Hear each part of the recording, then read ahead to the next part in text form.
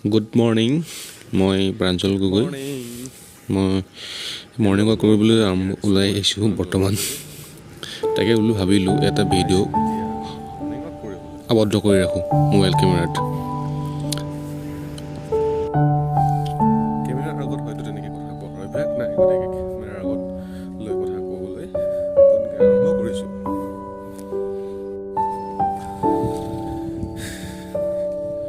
Morning walk বুলি ক'লে মানুহে দৌৰিব লাগে, ভালকৈ এক্সাৰচাইজ কৰিব লাগে। মই জাষ্ট ৱাকিং কৰিছোঁ এতিয়া বৰ্তমান। কিন্তু মই ভাবিছোঁ কি এটা ভিডিঅ' মোৰ মোবাইলত আবদ্ধ কৰি ৰাখোঁ। মই আছোঁ নাগালেণ্ডৰ নাগালেণ্ড অসম বৰ্ডাৰ নিউচুনুৱাল নামৰ জেগাডোখৰত। ইয়াতে মোৰ পোষ্টিং, যিহেতু মই অসম বেটেলিয়নৰ এজন জোৱান। ইয়াতে আছোঁ আজি প্ৰায় 1 বছৰ 10 মাহ হ'ব হৈছে আৰু।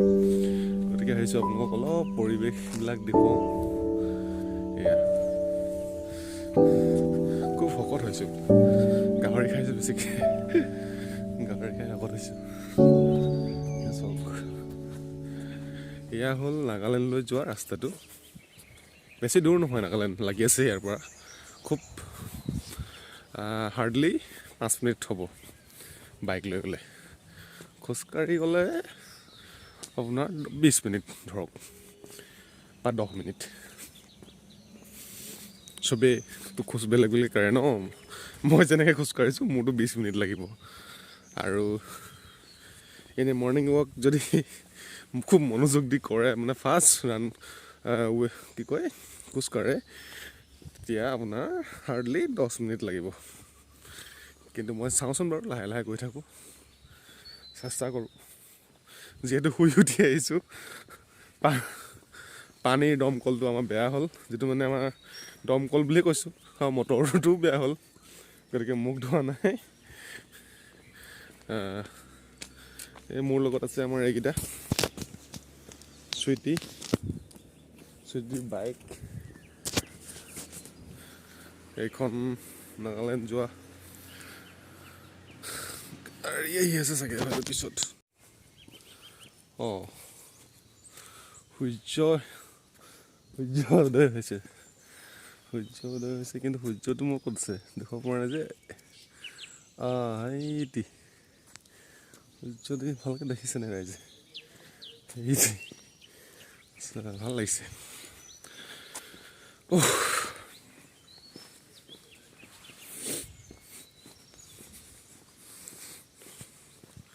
এয়াই পৰিৱেশ আৰু অসম নাগালেণ্ড বৰ্ডাৰত। ৰাস্তা বেয়া নহয়, ৰাস্তাটো ভাল। ৰাস্তা শুনামতে ইয়াৰ পৰা আপোনাৰ মৰিয়নিৰ পৰা আমাৰ একেবাৰে মুককচাঙলৈকে ভাল। মুককচাং বুলি জেগা এডোখৰ আছে, তাৰ আগত অলপ নিউ চুমথিয়া, তাত অলপ বেয়া ৰাস্তাটো। এনেই বৰ্ডাৰ ৰাস্তা ভাল আৰু ইয়াতে লাগি থাকে মানুহ প্ৰায়। ৰাস্তা উন্নতি, মেৰামতি, কিবা কিবি এইবিলাক চলাই থাকে। দৌৰিব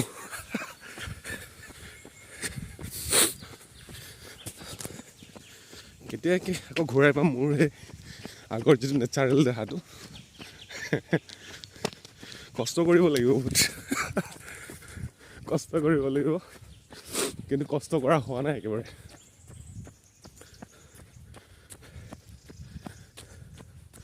বয়স কম,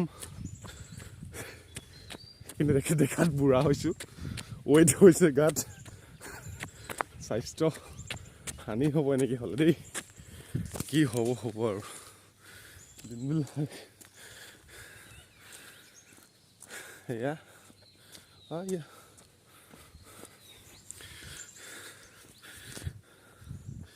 অলপ দিনৰ আগত এটা ডাঙৰ দুৰ্ঘটনা হ'ল। মানে অসমৰ পৰা নাগালেণ্ডলৈ মাল কঢ়িওৱা ট্ৰাক এখন, এই আপোনাৰ ইয়াৰ পৰা অলপ আগত দখাৱৈত ট্ৰাকখন পৰি যায়, প্ৰায় 200 ফুটমান তলত। অৱশ্যে জানিবা 200 ফুট তলত এখন গাড়ী পৰিলে কি হ'ব মইতো নকলেও হ'ব এইটো জানে চবে বাৰু ঘটনাটো বেয়া লগা যিহেতু ড্ৰাইভাৰজনৰ ওপৰতে গোটেই নিৰ্ভৰ কৰে ঘৰখন কষ্ট ড্ৰাইভাৰ জীৱনটো বহুত কষ্ট চাবলৈ গ'লে প্ৰত্যেকটো ব্যক্তিতে কষ্ট চবতে কষ্ট আছে তথাপিও ড্ৰাইভাৰটোত অলপ কষ্ট বুলি কৈছোঁ যিহেতু আমিও ৰাতি দিনে ডিউটি কৰোঁ তেওঁলোকো ৰাতি দিন কষ্ট কৰে ডিউটি কৰে গাড়ী চলাই সাৰ পাই যাব লাগে বহুত ৰিস্ক তাতে পাহাৰীয়া এলেকা বুলি ক'লে বহুত ৰিস্ক বেয়া লাগে মোৰ খালি ভয় লাগে বেছিভাগ এয়া অলপ ওপৰতে নাগালেণ্ডৰ কেম্প আছে নাগা বেটেলিয়ান নাগা ফ'ৰ্জ আৰু তেওঁলোকৰ ডিষ্ট্ৰিক্টো ফ'ৰ্জো থাকে চাগে ভালকৈ নাজানো উল্লেখ কৰিছোঁ কিন্তু ভালকৈ নাজানো মানে ঠিক আছে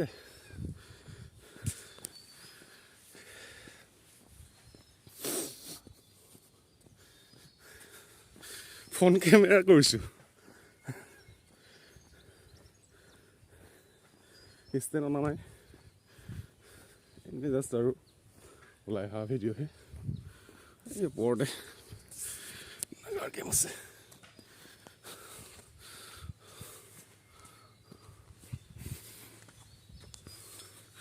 ৰেষ্টিকেট এৰিয়া হৈ যায় সিহঁতৰ তাত সোমোৱাৰ লগে লগে ভিডিঅ' কৰিব নিদিয়ে এতিয়া আমাৰ অসমত তেনেকুৱা একো নাই চবে ভিডিঅ' বনাব পাৰে কিন্তু সিহঁতৰ গেট সোমোৱাৰ লগে লগে সিহঁতৰ গেটত আৰু নাগালেণ্ড গেটত ভিডিঅ' বনোৱা মানা কৰি দিয়ে তেওঁলোকে কিয় বা নাজানো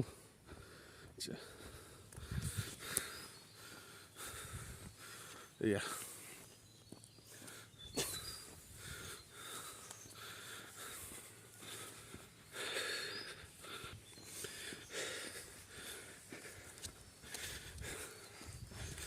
আউকাম 3 কিলোমিটাৰ আছে আৰু ইয়াত আছে আউকামৰ সেইটো আৰু 3 কিলোমিটাৰ আছে সেয়া চাওক এইটো ৰাস্তা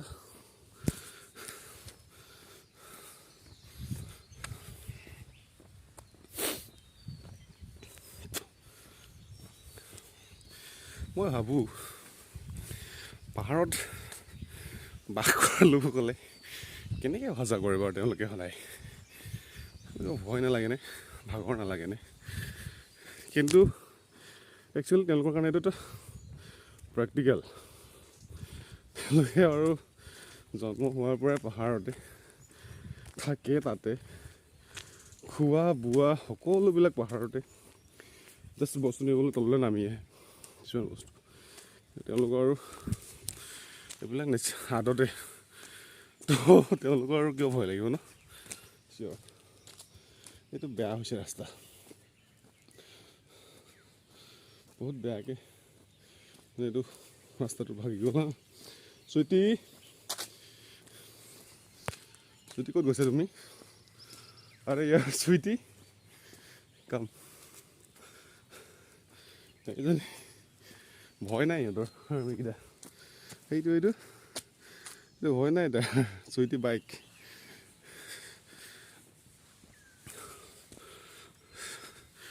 ঠিক আছে বন্ধুসকল মোৰ অসমবাসী ৰাইজ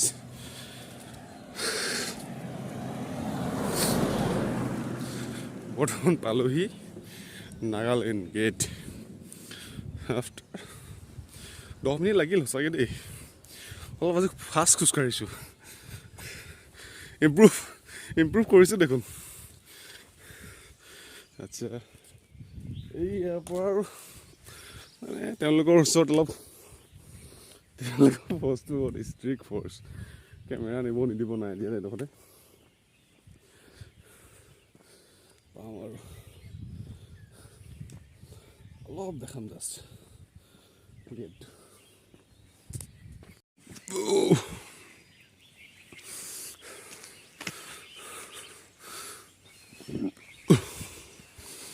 এইয়া এই চাৰ্চটোতে আৰম্ভ নাগালেণ্ড গেট। এয়া এই যে ৰঙা দেখিছে, এয়া সেয়া ঘূৰি দিছোঁ মৰ্ণিং ৱাক কৰি। আকৌ ফ্ৰেছ হ'ব লাগিব, মুখ হাত ধুব লাগিব, অলপ এক্সাৰচাইজ কৰিম সৰু সুৰাকৈ। সেইটো দেখাব লাগিব বুলি নাভাবোঁ আৰু এক্সাৰচাইজখিনি যিখিনি মানুহে দৈনন্দিন জীৱনত কৰে। যেনেকৈ একচুৱেলি চাবলৈ গ'লে মোৰ মাহঁতি দেউতাহঁতি মায়ে খোজ কাঢ়ে, কিন্তু তেওঁলোকে যিমানখিনি ঘৰুৱা কাম কাজ কৰি থাকে ৰাতিপুৱাৰ পৰা গধূলিলৈকে, বিশেষকৈ মা দেউতাৰ কথা নকওঁ, দেউতা ওলাই যায় ডিউটিলৈ, দেউতাও কৰে আহি বাৰীত অলপ চলপ, কিন্তু মায়ে যিখিনি কষ্ট কৰে মানে আপোনাৰ মই আচৰিত পাওঁ আৰু সঁচাকৈ দেই। কোনোবাই কয় নহয় বিনা বেতনত কাম কৰা যদি কোনোবা পৃথিৱীত মানুহ আছে সেয়াই হ'ল মা। বহুত কাম কৰে ৰন্ধাৰ পৰা বোৱালৈকে ইত্যাদিবিলাক।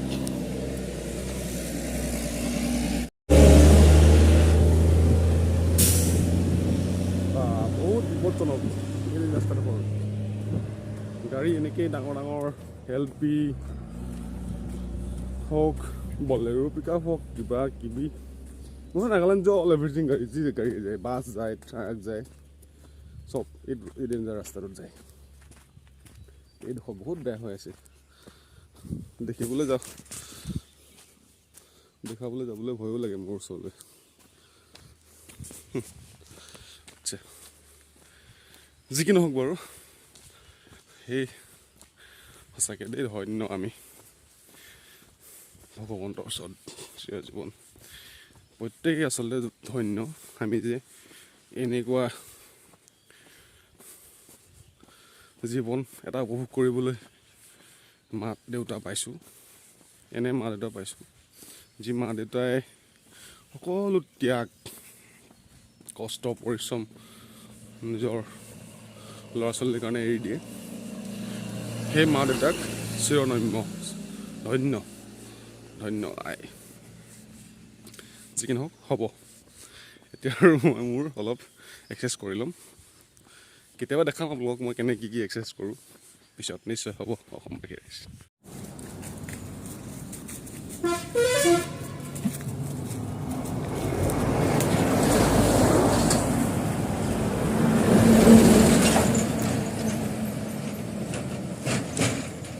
এইবিলাক বাছ নাগালেণ্ডৰ পৰা আহিছে।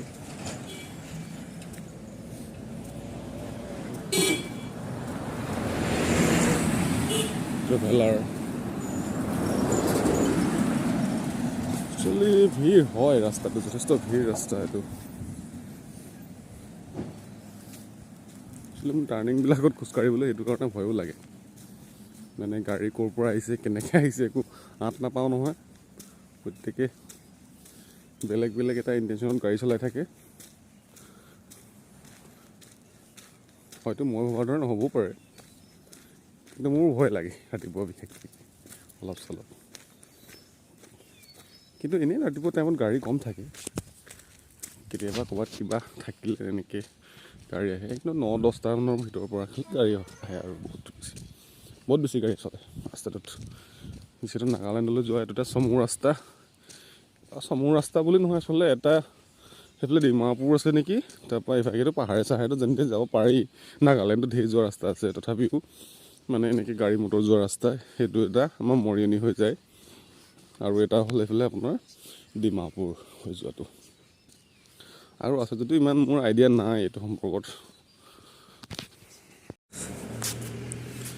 আহি পালোঁহি আৰু কেম্পৰ ওচৰত।